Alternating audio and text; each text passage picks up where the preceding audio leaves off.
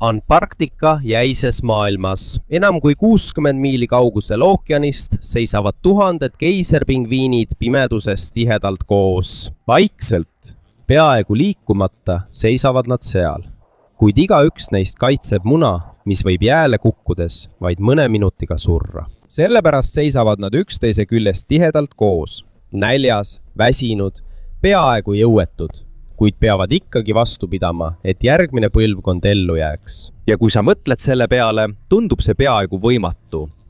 Ükski normaalne loom ei peaks sellises kohas ellu jääma. Ükski lind ega imetaja ei suuda taluda peaaegu 4 kuud ilma toiduta, seistes silmitsi jäise tuulega, mis meenutab tormi. Aga just sellise elu valivad nii keisripingviinid. Ja siin algabki nende erakordne lugu. Kuid see stseen on vaid väike osa suuremast tsüklist, mida nad kordavad igal aastal. See on nende ellujäämisretk, mis ulatub tuhandete miilideni ja nendega koos on siin veel 6 peamist pingviiniliiki. Ja see kõik toimub ühes planeedi kõige ohtlikumas ökosüsteemis. Kohas, kus pole ühtegi puud. Kohas, kus pole taimkattega maad. Pole maismaa kiskjaid. Ja pool aastat valitseb siin täielik pimedus. Kuid hoolimata sellest tuleb igal aastal siia tagasi üle 12 miljoni pingviini, et ellu jääda. Nad kõnnivad jääl, libisevad külmunud pinnasel ja ujuvad väga pikki vahemaid, et jõuda samasse kohta, mille nad eelmisel aastal maha jätsid. See on lugu ühest maailma raskemast ellujäämisrutiinist. Seda teevad linnud, kes ei oska lennata. Aga vee all pole neil peaaegu ühtegi võrdväärset vastast oma oskustes.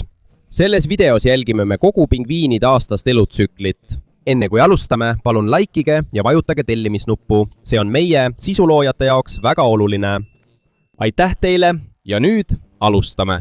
Näeme ka jääga kaetud mandrit, mis neid peaaegu tapab. Tegelikult on Antarktika nagu hiiglaslik kõrb, mis on lihtsalt jääga kaetud. See on kõige kuivem koht maal. Näed ainult jääd. Mandri sügavaimas osas sajab aastas vähem kui 5 sentimeetrit lund. Ja mis on kummaline, peaaegu midagi ei sula ära. Selle asemel koguneb lumi aeglaselt väga pika aja jooksul. See lihtsalt surutakse kokku ja muutub kõvaks. Lõpuks saab sellest osa tohutust jääkilbist, mille paksus ulatub peaaegu 3 kilomeetrini. Talvel on seal tavaline temperatuur umbes –40 kraadi Fahrenheiti järgi, aga probleem pole ainult külmas. Veel hirmutavam on tuul. Sageli ulatub tuule kiirus üle 60 miili tunnis. Selle tõttu langeb pajutav temperatuur peaaegu –100 kraadini Fahrenheiti järgi. Sellistes tingimustes võib paljas nahk ära külmuda vähem kui 2 minutiga. Aga seal pole ainult ilmvaenlane, vaid ka jää ise. See ei seisa kunagi paigal. See puruleb, praguneb ja muutub pidevalt, kui aastaajad vahetuvad. Sellest hoolimata on siin erinevat tüüpi jääd. Üks neist on niinimetatud kinnisjää. See on jää, mis on otse Antarktika rannikuga seotud, kuid isegi nii võib see jää kaduda vaid 1 aastaga. Samal ajal on olemas ka triivjää. See ei ole püsivalt paigal. Selle asemel kannavad tugevad hoovused seda pidevalt mööda merd.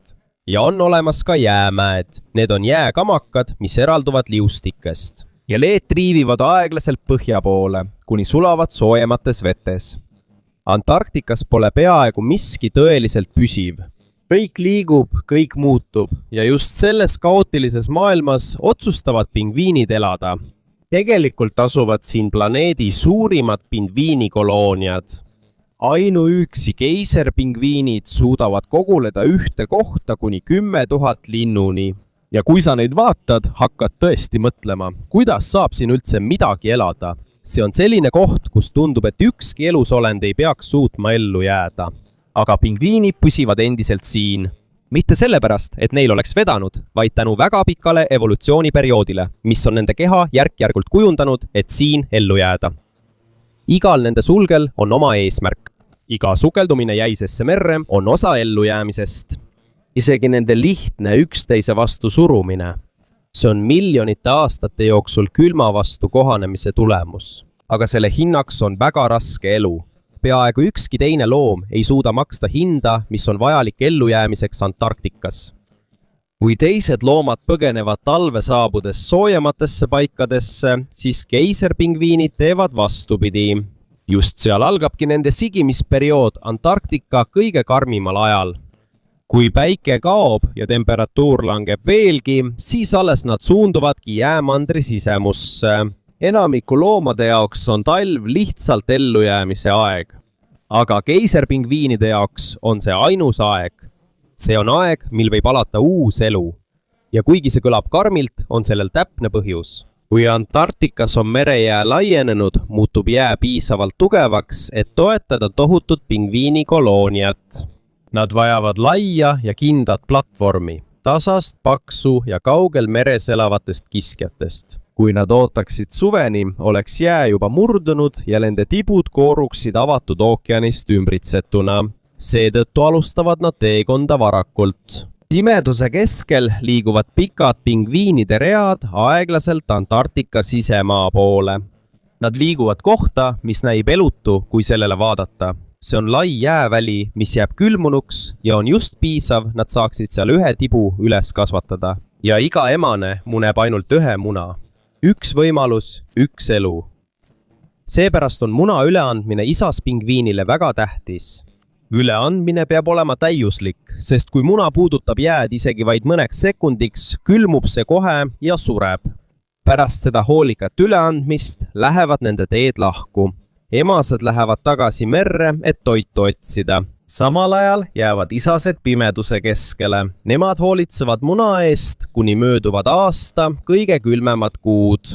Ja siin algab nende tõeline katsumus. Peaaegu 4 kuud seisavad isased pingviinid lihtsalt pimeduses. Ilma söömata paastuvad nad, samal ajal kui nad hauduvad muna. Nende ainevahetus aeglustub järk-järgult. Ja nädalate möödudes kulub nende keharasv järjest enam ära. Lõpuks jääb neil alles vaid umbes pool nende algsest kehakaalust. Samaaegselt muutuvad lumetormid veelgi tugevamaks. Kuid ellujäämiseks on neil üks suurepärane ellujäämisstrateegia. Tihedad kokkukoondumine. Aga see ei ole lihtsalt tavaline kogunemine. See on nagu elav süsteem. Kogu grupp liigub aeglaselt. Nad vahetavad omavahel kohti, et ükski pingviin ei oleks liiga kaua külma tuule käes servas. Ja kõige hämmastavam on see, et neil pole juhti, keegi ei anna käske. Kogu grupp jääb ellu tänu pidevale ja aeglasele ühisliikumisele. Hunnikus sees võib temperatuur tõusta peaaegu 70 kraadini Fahrenheiti järgi. Aga vaid mõne tolli kaugusel võib õhutemperatuur langeda kuni -80 kraadini Fahrenheiti järgi. See tähendab, et elu ja surma vahel on vaid õhuke piir. Selle kõige toimumise ajal hoiab iga isane pingviin ikka veel muna oma jalgade peal. See on peidetud tema kõhu all oleva spetsiaalse nahavoldi alla. Ja kui see muna maha kukub, on kõik läbi. Seetõttu nad peaaegu ei liigu. Nad lihtsalt seisavad seal iga päev. Nad võitlevad nälja, tugeva tuule ja väga tiheda kobara survega. Pärast pikka pimedat kuud hakkab valgus Antarktikasse tasapisi tagasi tulema. Tuul vaibub ja isalindude sulgede alt kostub paevu kuuldavaid helisid. Need on just koorunud tibude esimesed piiksud. Kui tibud on koorunud, suudavad isaspingviinid vaevu püsti seista. Nad on väga kõhnad, väga nõrgad. Samal ajal on emaspingviinid endiselt merel. Nad söövad jätkuvalt ja koguvad jõudu, et naasta. Ja kui nad lõpuks saabuvad, teevad nad midagi, mida on peaaegu võimatu uskuda. Tuhandete pingviinide seas kogu koloonia tohutu müra keskel leiavad nad oma partneri ja poja üles ainult nende omavahelise ainulaadse hääle abil. Igal pingviinil on justkui omaenda hääletunnus ja just seda nad järgivadki kogu selle kaose keskel. Kui poeg on turvaliselt emale üle antud, siis alles algab isaste pingviinide viimane teekond tagasi mere äärde. Aga isegi see on veel üks tõsine katsumus. Pärast enam kui 100 päeva ilma toiduta on neil peaaegu kogu jõud otsas ja mitte kõik ei jõua elusana tagasi. Aga need, kes jõuavad veeni, sukelduvad peaaegu kohe, et süüa ja taastuda lühikesel Antarktika suvel. Nende jaoks on kõige raskem osa läbi. Aga vastkoorunud tibude jaoks alles algab tõeline võitlus. Kuna nad on sündinud kõige külmemas paigas kogu maal, hakkab jää aeglaselt sulama. Tundub nagu ookean ärkaks taas ellu. Planeedi liikumine muutub. Maa kaldub veidi, kui aastaajad vahetuvad. Ja aeglaselt, peaaegu kõheldes, naaseb valgus Antarktikasse. See algab õhukese sinise joonena kaugel horisondil. seejärel laieneb see aeglaselt, kuni muutub kahvatuks valguseks, mis langeb suurtele jääseinte peale. Iga päev tõuseb päikesevalgus üha kõrgemale ja kõrgemale. Külm ei kao, kuid selle karmus väheneb, varjud muutuvad lühemaks ja aeglaselt hakkab värv naasma jäisesse, külmunud mandrisse. Tundub, et Antarktika hingab taas pärast väga pikka pimedust ja kui valgus tugevneb, vastab ka jää. See, mis kunagi näis tohutu külmunud kindlusena, mis kattis kogu mandrit, hakkab taanduma. Selle servadesse tekivad praod, see muutub altpoolt õhemaks. Ja meri võtab aeglaselt tagasi alad, mille talv oli hõivanud, koos jää sulamisega. Veel üks vaikne muutus algab vee all, sest kuigi Antarktika suvi on endiselt külm, on ookean täis elu. Esimest korda pärast poolt aastat pimedus tungib päikesevalgus taas merre ja selle tõttu hakkavad ootamatult paljunema miljonid mikroskoopilised taimed, mida nimetatakse fütoplanktoniks. Nad paljunevad väga kiiresti. Mõnikord jõuab asi isegi sinnamaani, et suured ookeanialad muutuvad roheliseks, mida on näha isegi kosmoses asuvatest satelliitidest. Ja nende väikeste organismide lihtne plahvatuslik kasv ongi kogu Lõuna-ookeani toiduahela alus. Pärast fütoplanktonit tulevad grillid. Miljardid grillid. Nad on väikesed, kuid peaaegu kogu Antarktika ökosüsteem sõltub neist. Õige ajastus on väga oluline. Grillid vajavad soojenemist ja jää sulamist. Kiskjad vajavad grille, et ellu jääda. Ja pingviinid vajavad mõlemat. Mida elavamaks muutub ookean, seda äkitselt muutub kogu Antarktika rannik samuti väga tegusaks. Üks esimesi, kes välja ilmuvad, on Adelie pingviinid. Nad on väiksemad kui keiserpingviinid, kuid nad on kiired, julged ja osavad maismaal liikuma. Nad tulevad tagasi kivisele rannikule, kus lumi on juba sulanud. Ja seal hakkavad nad ehitama pesa väikestest kividest. Üks kivi korraga. Mõnikord varastavad nad isegi kive teiste pesadest. See on nagu lõputu võitlus ja territooriumi ümberkorraldamine. Põhjapoolsemal alal aga Kentoo-pingviinid saabuvad pärast pikka toitumisretke merel talve jooksul. Neile meeldivad kõige rohkem rannikud, kus peaaegu polegi jääd. Ja nad on valmis väga kaugele rändama, et leida sobiv paik. Nende pesitsustsükkel on paindlikum kui teistel pingviinidel. Nad kohanevad kiiremini muutuvate keskkonnatingimustega. Seejärel ilmuvad saartel ja poolsaartel välja lõuarihma pingviinid. Seal on suvi lühike, kuid etteaimatav. Nad said oma nime tänu õhukesele mustale triibule nokka all, mis meenutab rihma. Kuid nende tõeline ellujäämise saladus on ajastus. Nad ajastavad oma tagasituleku täpselt selleks ajaks, kui grilli on kõige rohkem. Kui nad tulevad liiga vara, surevad pojad nälga.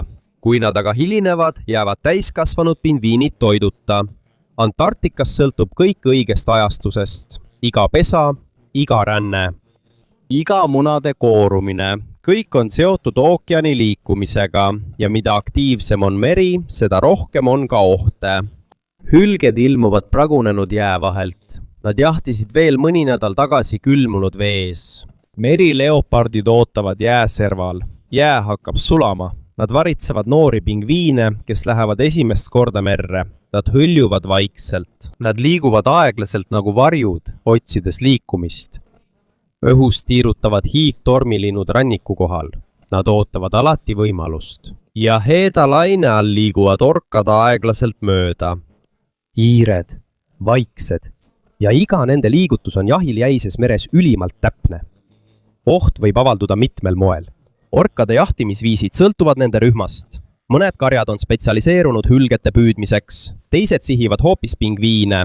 Ja on ka neid, kes töötavad meeskonnana, et tekitada tugevaid laineid, mis löövad vastu jääd, kuni nende saak lõpuks merre kukub. Nemad on tõelised Antarktika ookeani kuningad ja kui jää suvel sulab, suureneb ala, kus nad saavad liikuda. Enamiku Antarktika loomade jaoks on see külluse aeg.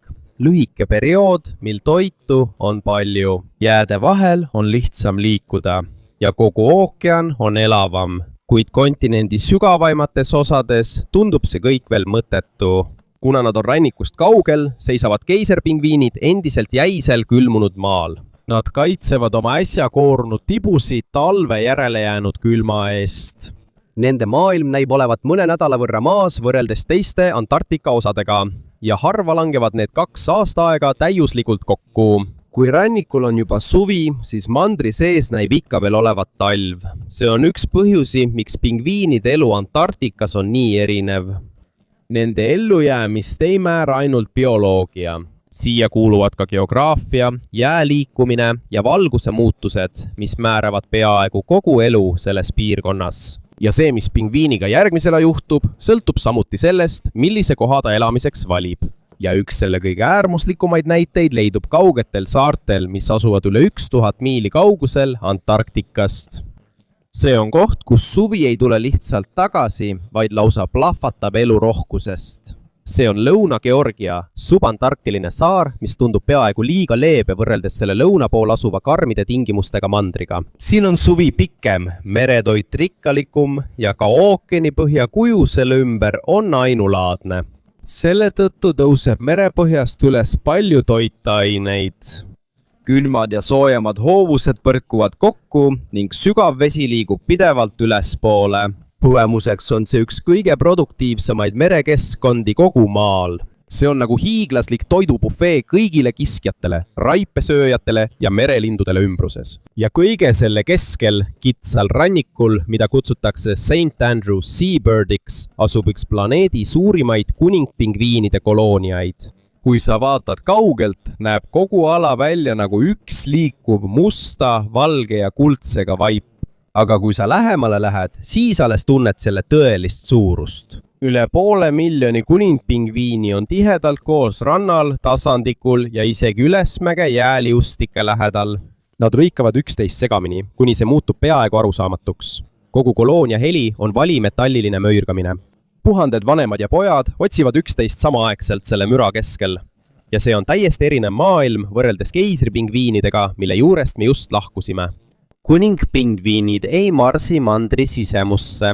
Nad ei haudu mune pimeduse keskel ega võitle lumetormidega jää sees. Nende ellujäämisstrateegia põhineb ühel lihtsal eeliselt. Neil ei kao kunagi ligipääs merele. Toit on alati lähedal. Nad pesitsevad otse maapinnal. Pole jääd, pole külmunud platvormi. Ja puudub ka brutaalne talvine ellujäämisväljakutse, mida kogevad keisripingviinid. Nende pesa on lihtne. Vaid väike vaba ruum tiheda koloonia keskel. Kuid isegi kui nende keskkond on lihtsam, kasvatavad nad oma tibusid aeglasemalt. Unub üle 14 kuu enne kui kuningpingviini poeg täielikult suureks kasvab. Mõnikord jätavad mõned paarid isegi pesitsushooaja vahele, sest poegade kasvatamine kestab järgmisesse hooaega. Kui keiserpingviini poeg koorub ja õpib kiiremini ellu jääma, siis kuningpingviini pojal hakkab mõnikord alles esimene päris sulestik kasvama. Ja see pikk tsükkel töötab ainult tänu ühele olulisele asjale, mida Antarktika ise ei suuda pakkuda. Stabiilsus. Lõuna-Georgia saarel on meri peaaegu terve aasta avatud ja enamiku hooajast on kogu koloonia ellujäämiseks piisavat toitu. Lõuna-Georgia kliima on siiski stabiilsem kui Antarktikas. See ei tähenda, et elu seal oleks turvaline, sest kogu kuningipingviinide koloonia on nagu elav linn, ülerahvastatud, mürarikas ja liikumine ei lõpe kunagi. Täiskasvanud pingviinid trügivad üksteist, otsides ruumi, võistlevad koha pärast. Samal ajal moodustavad pojad suuri gruppe, mida nimetatakse lasteaedadeks.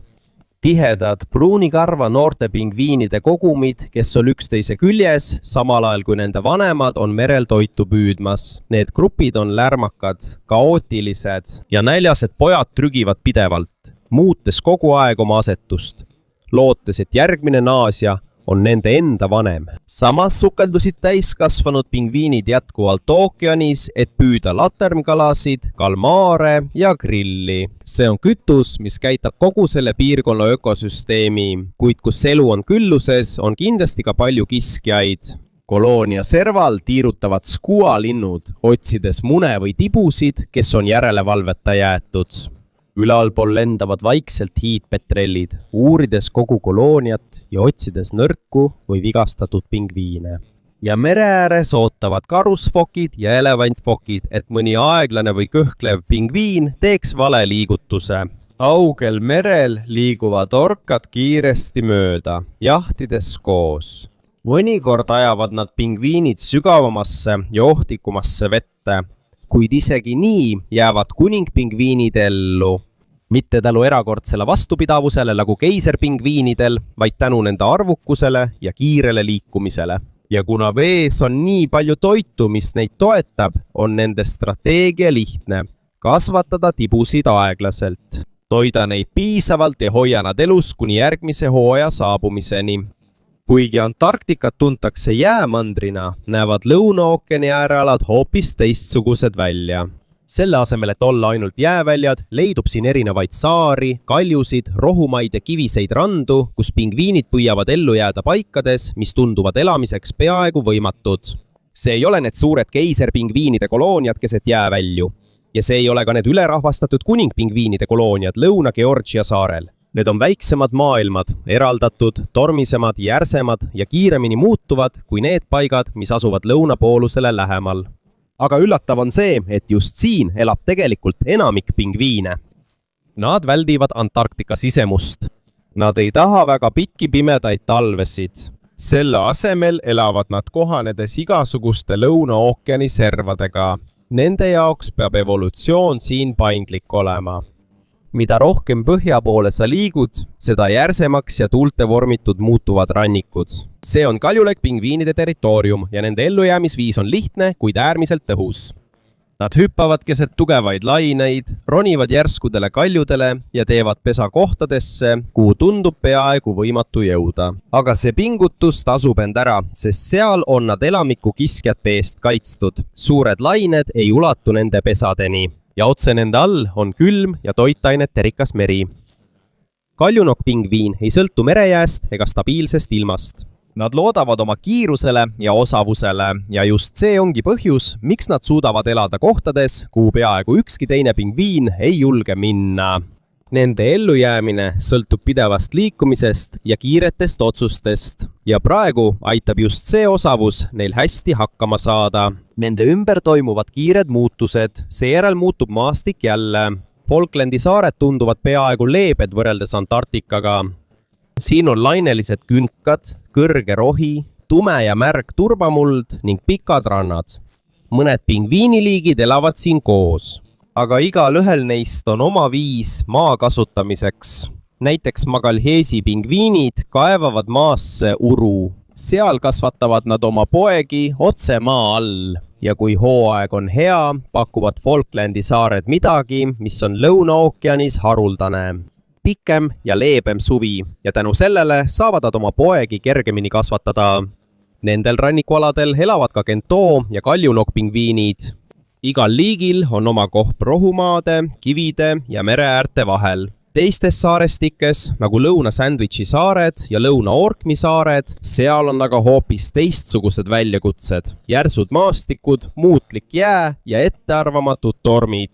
Siin domineerivad makaroonipingviinid. Nende kolooniad asuvad märgadel ja libedatel nõlvadel, mis tunduvad elamiseks täiesti sobimatud. Aga hoolimata sellest suudavad tuhanded pingviinid seal igal aastal poegi kasvatada. Aga samal ajal, kui nende elu jätkub, läheneb tasapisi palju suurem muutus. Praegu soojeneb Antarktika poolsaar väga kiiresti.